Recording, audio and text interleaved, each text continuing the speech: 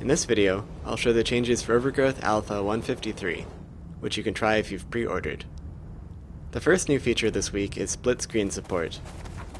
This is enabled automatically if you create two players and enter gameplay mode, so the keyboard player controls the screen on the left, and the controller player controls the screen on the right. I'm actually trying to control both at the same time for this video.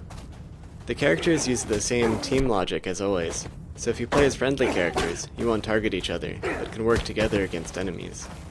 If you play as enemy characters, then you can fight against each other. There's a lot more work to do on this, like improving the screen layout so they're not so small, and allowing two players to both use controllers. But this should already be useful for evaluating how multiplayer games might work. Last week I got some bug reports that I couldn't track down without more information, so I started working on some tools to help with reporting problems.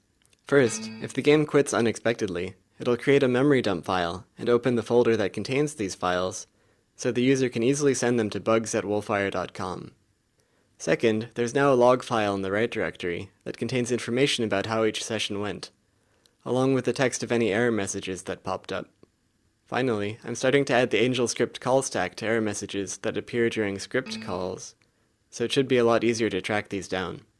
Here's a simple test level that Aubrey made as an example of grayboxing, which is a process of testing out level design with really simple placeholder shapes.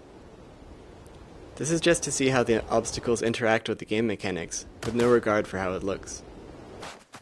It turned out that the combat pathfinding had some problems with the cliffs and narrow pathways here, so I changed their AI to work better in these edge cases.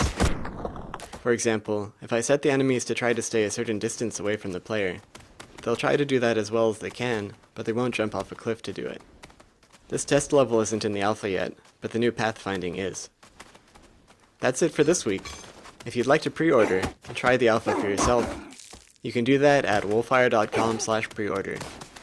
If you'd like to hear about development news as soon as it happens, you can follow me on Twitter @Wolfire.